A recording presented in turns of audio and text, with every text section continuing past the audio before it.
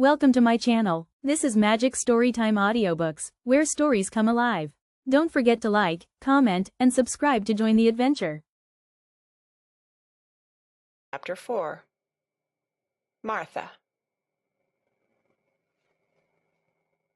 When she opened her eyes in the morning, it was because a young housemaid had come into her room to light the fire, and was kneeling on the hearth-rug, raking out the cinders noisily. Mary lay and watched her for a few moments, and then began to look about the room. She had never seen a room at all like it, and thought it curious and gloomy. The walls were covered with tapestry, with a forest scene embroidered on it. There were fantastically dressed people under the trees, and in the distance there was a glimpse of the turrets of a castle. There were hunters and horses and dogs and ladies. Mary felt as if she were in the forest with them. Out of a deep window she could see a great climbing stretch of land, which seemed to have no trees on it, and to look rather like an endless, dull, purplish sea. "What is that?" she said, pointing out of the window. Martha, the young housemaid, who had just risen to her feet, looked and pointed also. "That there?" she said. "Yes." "That's the moor," with a good-natured grin. "Does thee like it?" "No," answered Mary. "I hate it." "That's because thou art not used to it," Martha said, going back to her hearth. "Thou thinks it's too big and bare now, but thou will like it." "Do you?" inquired Mary. "Aye, that I do," answered Martha, cheerfully polishing away at the grate. "I just love it. It's none bare. It's covered wi' growin' things as smells sweet. It's fair lovely in spring and summer when the gorse and broom and heather's in flower. It smells o' honey, and there's such a lot o' fresh air, and the sky looks so high, and the bees and skylarks make such a nice noise, hummin' and singin'. I wouldn't live away from the moor for anythin'." Mary listened to her with a grave, puzzled expression. The native servants she had been used to in India were not in the least like this. They were obsequious and servile, and did not presume to talk to their masters as if they were their equals.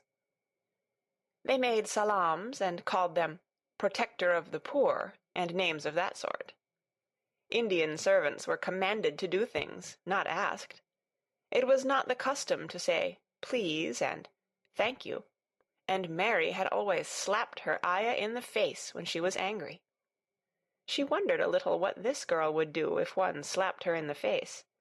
She was a round, rosy, good-natured-looking creature, but she had a sturdy way which made Mistress Mary wonder if she might not even slap back, if the person who slapped her was only a little girl.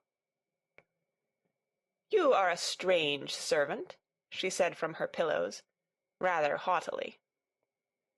Martha sat up on her heels with her blacking-brush in her hand, and laughed, without seeming the least out of temper. I know that," she said. "If there was a grand missus at Misselthwaite, I should never have been even one of the under-housemaids. I might have been let to be scullery-maid, but I'd never have been let upstairs. I'm too common, and I talk too much Yorkshire. But this is a funny house for all it's so grand. Seems like there's neither master nor mistress, except Mr. Pitcher and Mrs. Medlock. Mr. Craven, he won't be troubled about anything when he's here, and he's nearly always away. Mrs. Medlock gave me the place out o' kindness. She told me she could never have done it if Misselthwaite had been like other big houses." "Are you going to be my servant?" Mary asked, still in her imperious little Indian way. Martha began to rub her grate again. "I'm Mrs. Medlock's servant," she said stoutly, "and she's Mr. Craven's. But I'm to do the housemaid's work up here and wait on you a bit. But you won't need much waitin' on." "Who is going to dress me?" demanded Mary. Martha sat up on her heels again and stared. She spoke in broad Yorkshire in her amazement. "Canna tha dress thysen?" she said. "What do you mean? I don't understand your language," said Mary. I forgot," Martha said. "Mrs. Medlock told me I'd have to be careful, or you wouldn't know what I was saying. I mean, can't you put on your own clothes?" "No," answered Mary, quite indignantly. "I never did in my life. My Ayah dressed me, of course." "Well," said Martha, evidently not in the least aware that she was impudent, "it's time thou should learn. Thou cannot begin younger. It'll do thee good to wait on thysen a bit. My mother always said she couldn't see why grand people's children didn't turn out fair fools, what with nurses, and being washed and dressed, and took out to walk as if they was puppies." "It is different in India," said Mistress Mary disdainfully. She could scarcely stand this, but Martha was not at all crushed. I can see it's different," she answered, almost sympathetically. "I dare say it's because there's such a lot of blacks there, instead o' respectable white people. When I heard you was comin' from India, I thought you was a black too." Mary sat up in bed, furious.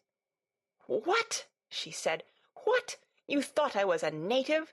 You daughter of a pig!" Martha stared and looked hot. "Who are you callin' names?" she said. "You needn't be so vexed. That's not the way for a young lady to talk. I've nothing against the blacks. When you read about 'em in tracts, they're always very religious. You always read as a black's a man and a brother. I've never seen a black, and I was fair pleased to think I was going to see one close. When I come in to light your fire this morning, I crept up to your bed and pulled the cover back careful to look at you. And there you was," disappointedly. "No more black than me, for all you're so yeller." Mary did not even try to control her rage and humiliation. "You thought I was a native? You dared? You don't know anything about natives. They're not people. They're servants who must salaam to you. You know nothing about India. You know nothing about anything." She was in such a rage, and felt so helpless before the girl's simple stare, and somehow she suddenly felt so horribly lonely and far away from everything she understood, and which understood her, that she threw herself face downward on the pillows and burst into passionate sobbing. Martha was a little frightened, and quite sorry for her. She went to the bed and bent over her. You mustn't cry like that there," she begged. "You mustn't for sure. I didn't know you'd be vexed. I don't know anything about anything, just like you said. I beg your pardon, miss. Do stop crying." There was something comforting and really friendly in her queer Yorkshire speech and sturdy way, which had a good effect on Mary.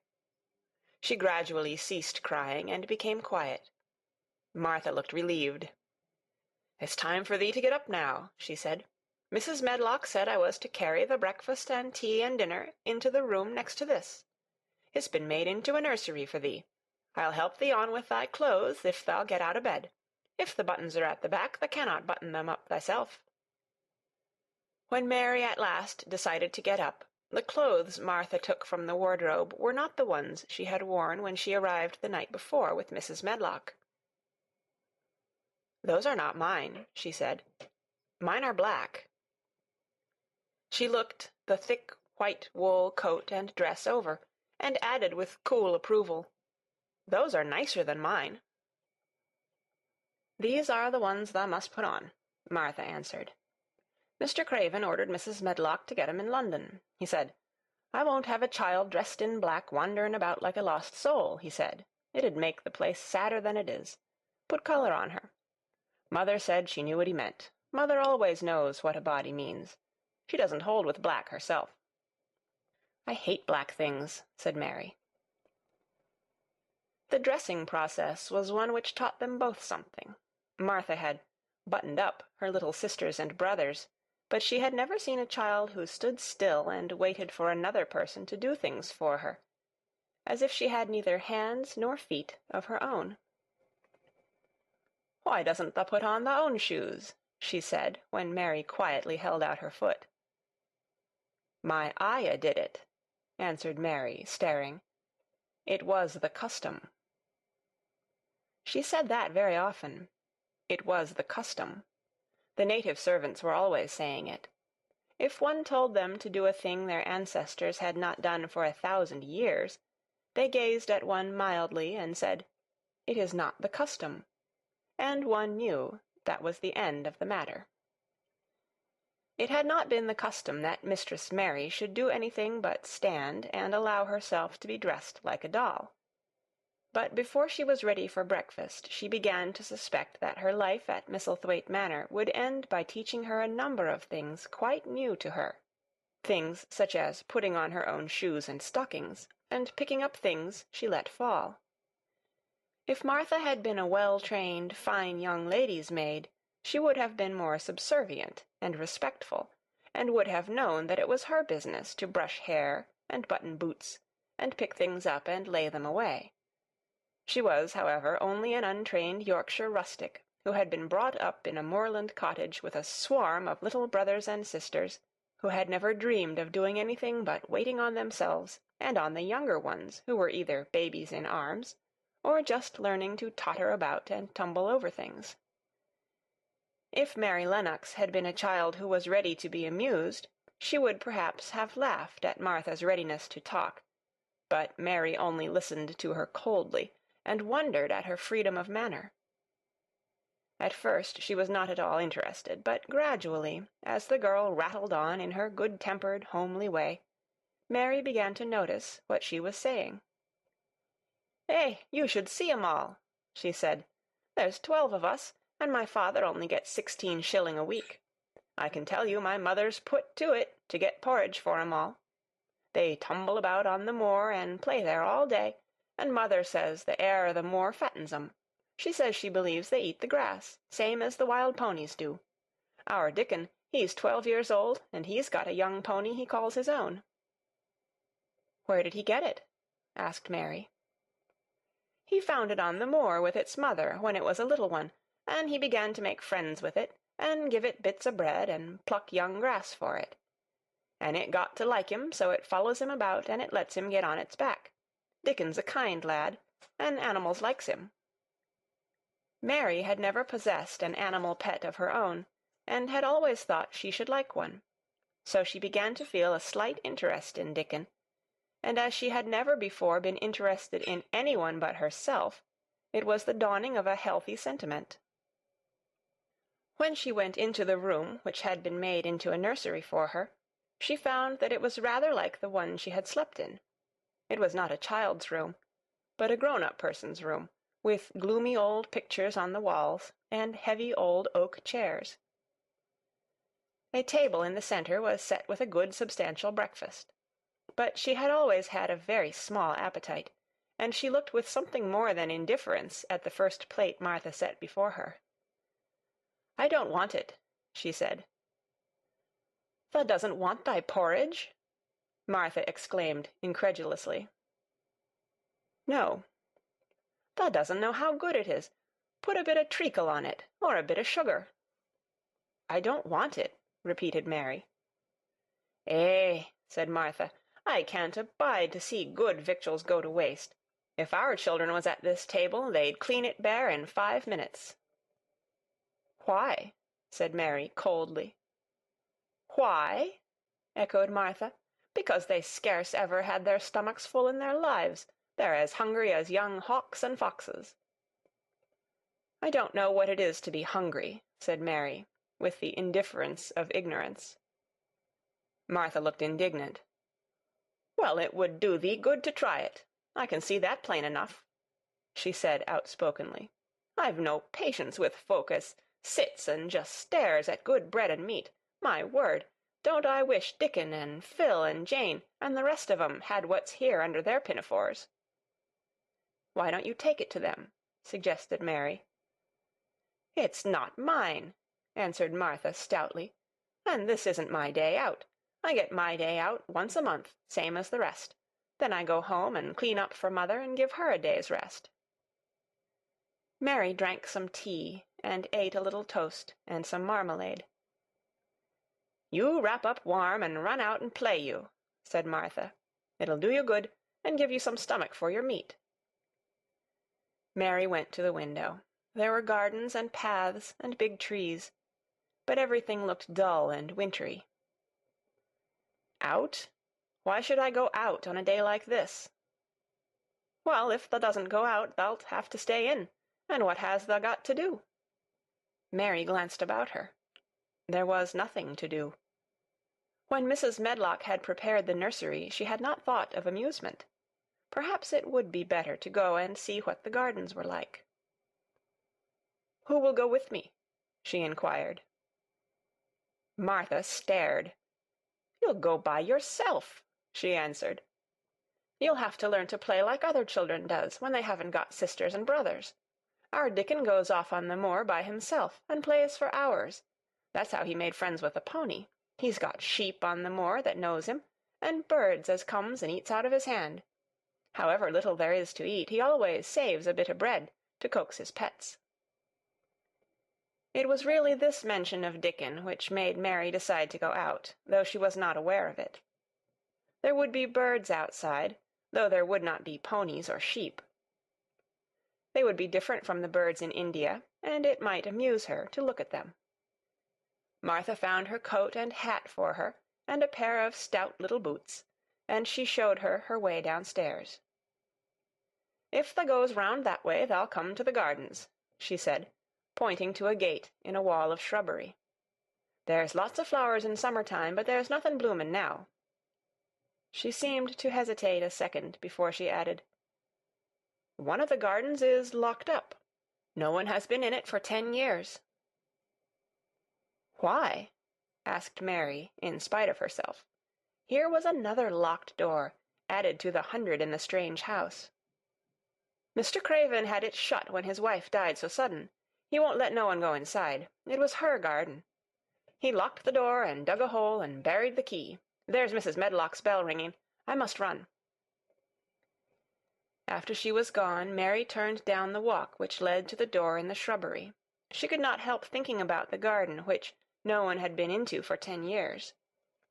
She wondered what it would look like, and whether there were any flowers still alive in it. When she had passed through the shrubbery gate, she found herself in great gardens, with wide lawns and winding walks with clipped borders.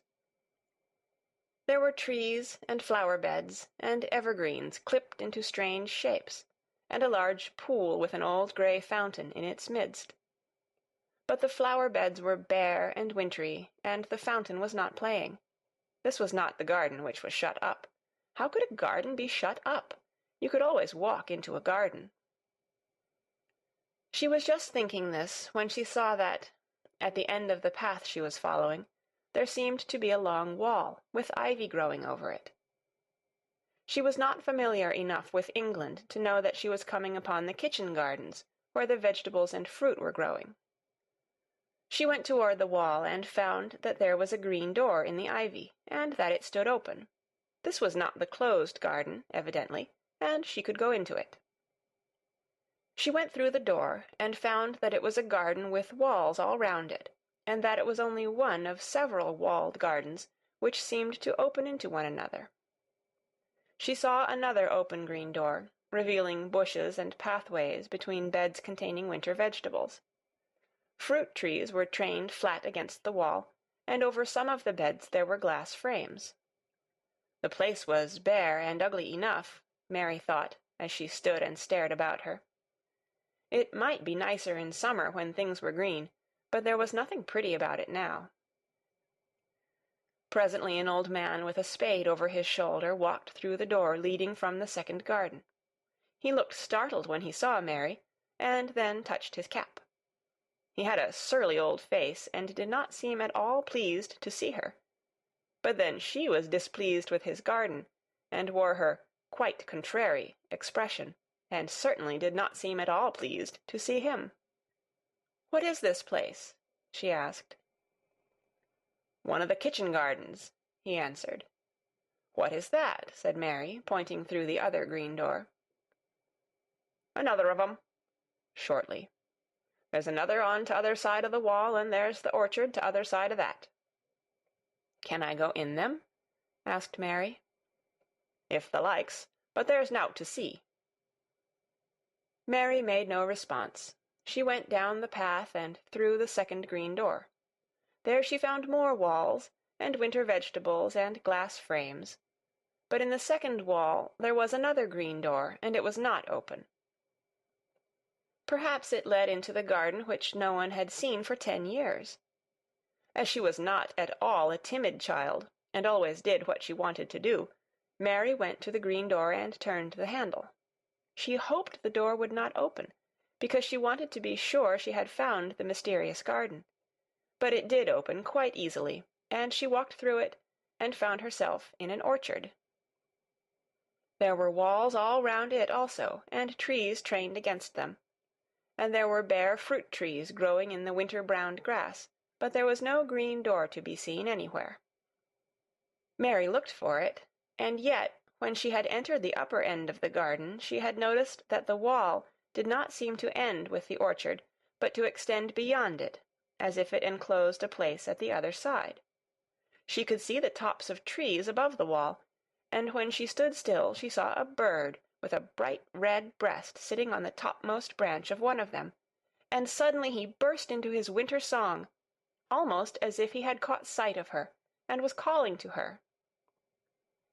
She stopped and listened to him, and somehow his cheerful, friendly little whistle gave her a pleased feeling. Even a disagreeable little girl may be lonely, and the big closed house, and the big bare moor, and the big bare gardens had made this one feel as if there was no one left in the world but herself. If she had been an affectionate child, who had been used to being loved, she would have broken her heart. But even though she was Mistress Mary quite contrary, she was desolate, and the bright-breasted little bird brought a look into her sour little face, which was almost a smile. She listened to him until he flew away. He was not like an Indian bird, and she liked him, and wondered if she should ever see him again. Perhaps he lived in the mysterious garden, and knew all about it. Perhaps it was because she had nothing whatever to do that she thought so much of the deserted garden. She was curious about it, and wanted to see what it was like. Why had Mr. Archibald Craven buried the key? If he had liked his wife so much, why did he hate her garden? She wondered if she should ever see him, but she knew that if she did she should not like him, and he would not like her, and that she should only stand and stare at him and say nothing, though she should be wanting dreadfully to ask him why he had done such a queer thing. People never like me, and I never like people, she thought. And I never can talk as the Crawford children could. They were always talking and laughing and making noises. She thought of the robin, and of the way he seemed to sing his song at her, and as she remembered the tree-top he perched on, she stopped rather suddenly on the path. I believe that tree was in the secret garden. I feel sure it was, she said. There was a wall round the place, and there was no door. She walked back into the first kitchen garden she had entered, and found the old man digging there. She went and stood beside him, and watched him a few moments in her cold little way. He took no notice of her, and so at last she spoke to him. I have been into the other gardens, she said. There was nothing to prevent thee, he answered crustily.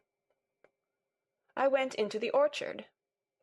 There was no dog at the door to bite thee, he answered. There was no door there into the other garden, said Mary. What garden? He said in a rough voice, stopping his digging for a moment. The one on the other side of the wall, answered Mistress Mary. There are trees there. I saw the tops of them. A bird with a red breast was sitting on one of them, and he sang. To her surprise, the surly old weather-beaten face actually changed its expression. A slow smile spread over it, and the gardener looked quite different.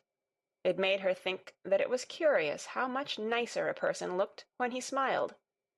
She had not thought of it before. He turned about to the orchard side of his garden and began to whistle, a low, soft whistle. She could not understand how such a surly man could make such a coaxing sound. Almost the next moment a wonderful thing happened. She heard a soft little rushing flight through the air, and it was the bird with the red breast flying to them, and he actually alighted on the big clod of earth quite near to the gardener's foot. "Here he is," chuckled the old man, and then he spoke to the bird as if he were speaking to a child. "Where has thou been, thou cheeky little beggar?" he said. "I've not seen thee before to-day. Has thou begun the courtin' this early in the season? Thou'rt too forrard." The bird put his tiny head on one side and looked up at him with his soft bright eye, which was like a black dewdrop. He seemed quite familiar and not the least afraid. He hopped about and pecked the earth briskly, looking for seeds and insects. It actually gave Mary a queer feeling in her heart because he was so pretty and cheerful and seemed so like a person. He had a tiny, plump body and a delicate beak and slender, delicate legs. "Will he always come when you call him?" she asked, almost in a whisper. "Aye, that he will. I've knowed him ever since he was a fledgling. He come out of the nest in the other garden, and when first he flew over the wall he was too weak to fly back for a few days, and we got friendly.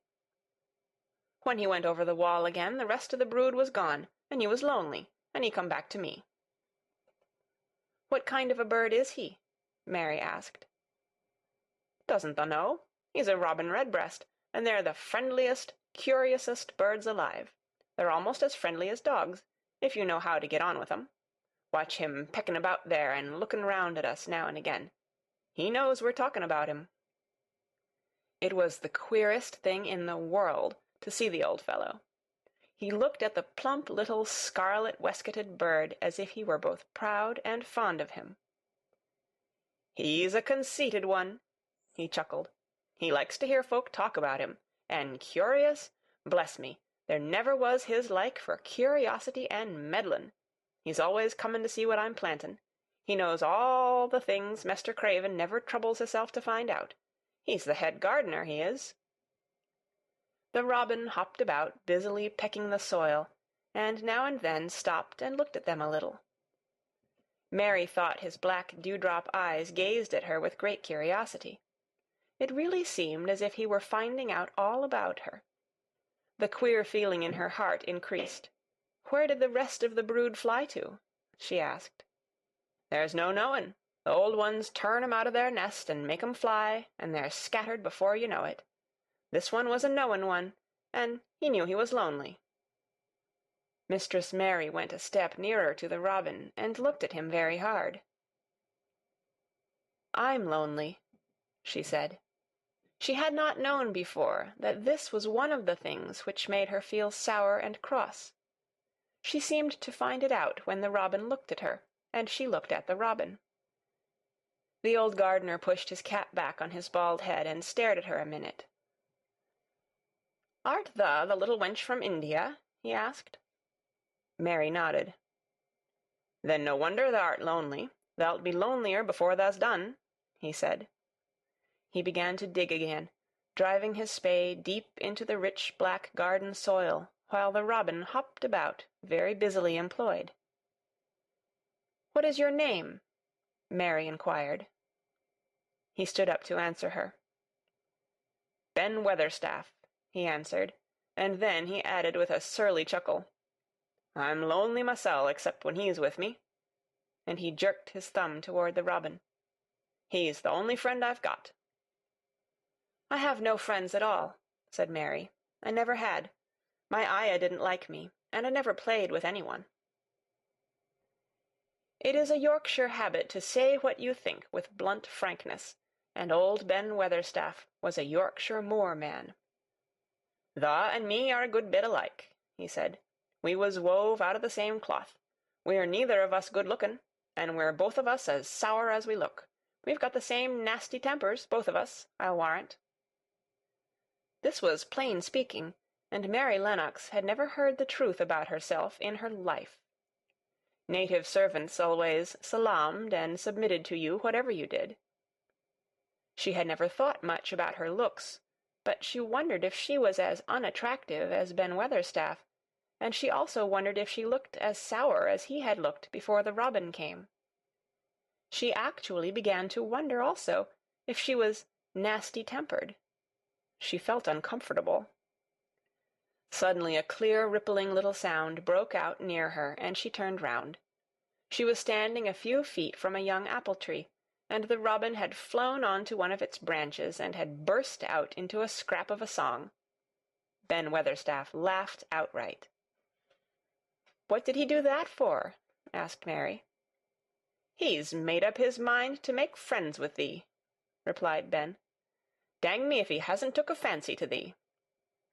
"To me?" said Mary, and she moved toward the little tree softly and looked up. "Would you make friends with me?" she said to the robin, just as if she was speaking to a person. "Would you?" And she did not say it either in her hard little voice or in her imperious Indian voice, but in a tone so soft and eager and coaxing that Ben Weatherstaff was as surprised as she had been when she heard him whistle. "Why," he cried out, "thus said that as nice and human as if there was a real child instead of a sharp old woman. Thus said it almost like Dickon talks to his wild things on the moor." "Do you know Dickon?" Mary asked, turning round rather in a hurry. "Everybody knows him. Dickon's wanderin' about everywhere. The very blackberries and heather-bells knows him. I warrant the foxes shows him where their cubs lies, and the skylarks don't hide their nests from him." Mary would have liked to ask some more questions. She was almost as curious about Dickon as she was about the deserted garden. But just that moment the robin, who had ended his song, gave a little shake of his wings, spread them, and flew away. He had made his visit, and had other things to do. "He has flown over the wall," Mary cried out, watching him. "He has flown into the orchard. He has flown across the other wall into the garden where there is no door." "He lives there," said old Ben. "He came out of the egg there. If he's courtin', he's making up to some young madam of a robin that lives among the old rose-trees there." "Rose-trees?" said Mary. "Are there rose-trees?" Ben Weatherstaff took up his spade again and began to dig. "There was 10 year ago," he mumbled. "I should like to see them," said Mary. "Where is the green door? There must be a door somewhere." Ben drove his spade deep and looked as uncompanionable as he had looked when she first saw him. "There was 10 year ago, but there isn't now," he said. "No door?" cried Mary. "There must be." "None as anyone can find, and none as is anyone's business. Don't you be a meddlesome wench, and poke your nose where it's no cause to go. Here, I must go on with my work. Get you gone and play you. I've no more time." And he actually stopped digging, threw his spade over his shoulder, and walked off, without even glancing at her or saying good-bye.